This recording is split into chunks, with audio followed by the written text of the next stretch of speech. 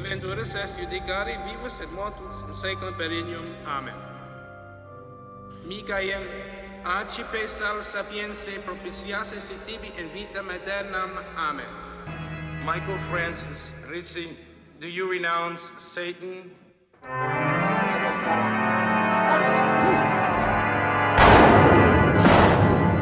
do renounce him. Hello, welcome back to another video. I'm Laszlo. Today we're going to be talking about lemons.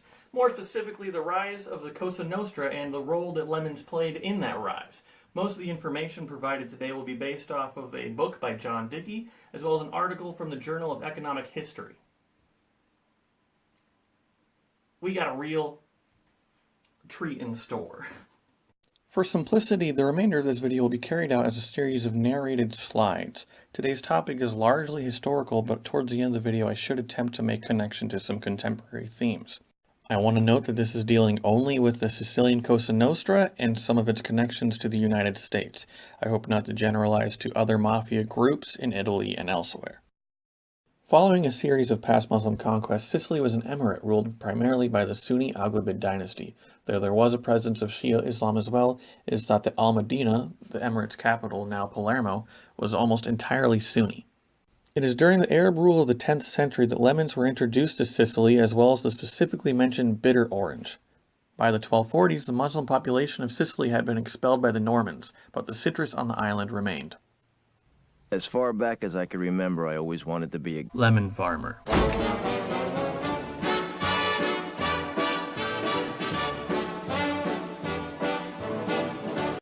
By the time of the late 18th century, lemons were beginning to grow as a desired export crop. Growing large groves of lemons was not an easy task, as lemons tended to have a poor tolerance for changes in growing conditions. This citrus sensitivity made lemon growing a risky business, and vandalism of any kind to the trees or fruits could devastate an owner's crops. Due to the vulnerability, a system began to evolve where owners of lemon-growing estates would hire private security. It seems that this system was forming right around the birth of what could be considered early groups of mafiosi.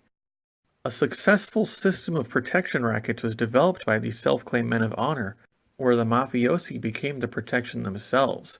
If you weren't willing to pay a high price for protection, then you were even more likely to have your grove devastated. Alright, y'all, here's where things really start getting sour. The late 18th century also saw the discovery of citrus's ability to cure scurvy, which was credited to James Lind. By the turn of the 19th century, demand for lemons in Sicily was growing higher and higher, fueled by the needs of the British Navy. By the 1860s, Sicily had left Bourbon rule and joined the newly formed Kingdom of Italy. It was also around this time that Sicily was in the process of transitioning from feudalism to capitalism. The lemon business was booming, and it was closer to this mid-19th century period when the protection racketing among mafiosi that I mentioned earlier really started to take place. The transition to capitalism, coupled with Britain's extreme demand for citrus, provided the most fertile soil imaginable for the Cosa Nostra in Sicily.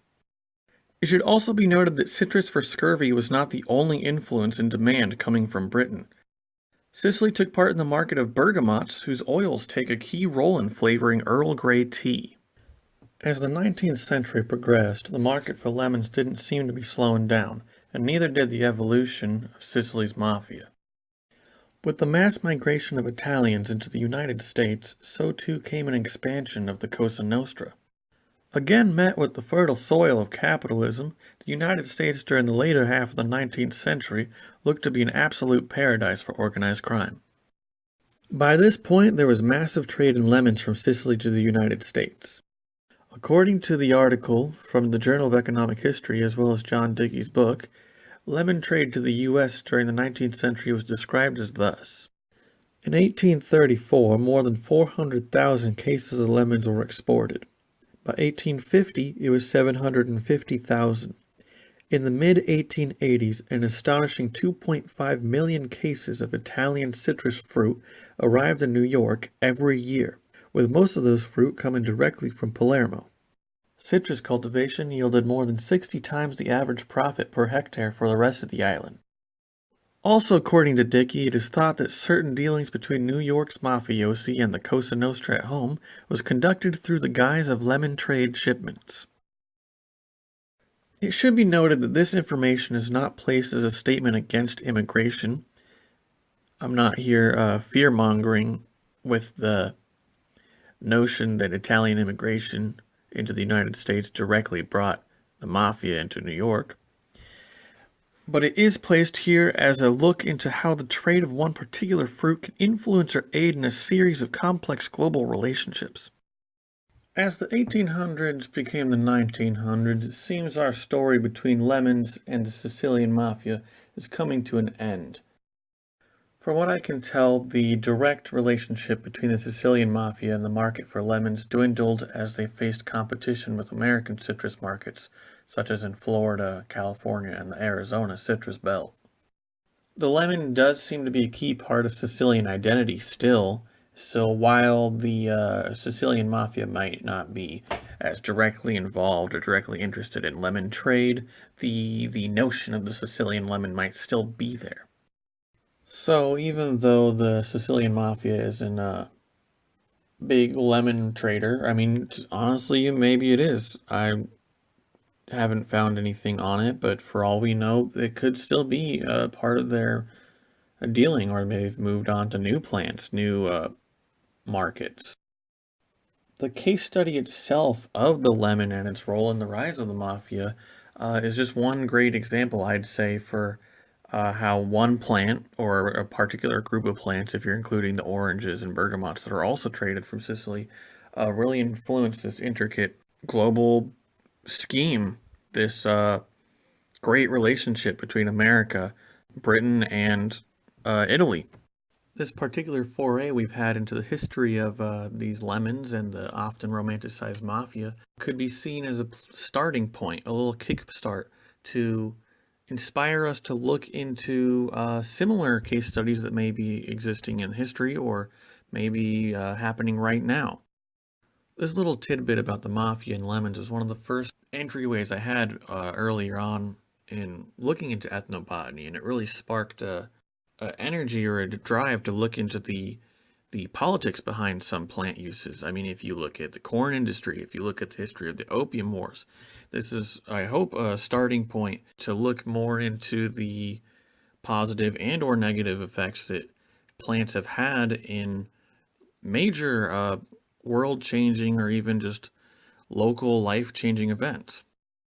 I really do recommend John Dickey's book. It goes much deeper into the history of the Mafia and the Sicilian Mafia specifically, obviously, coming from the 1800s all the way into the 1990s, and I believe the 2000s with, there's a car bomb that killed a mayor, I believe, that was like one of the big public points for the Mafia in a long time, where they're like, oh my god, the Mafia's still around.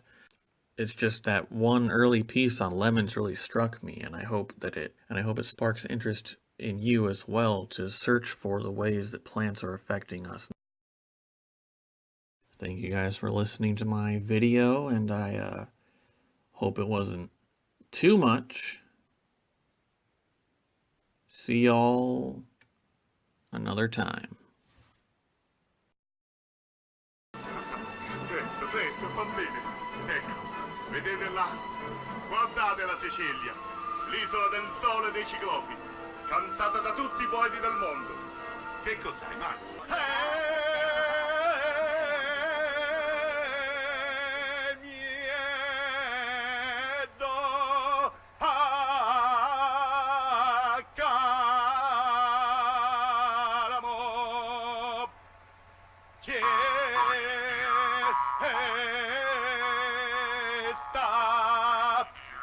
La fontanetta,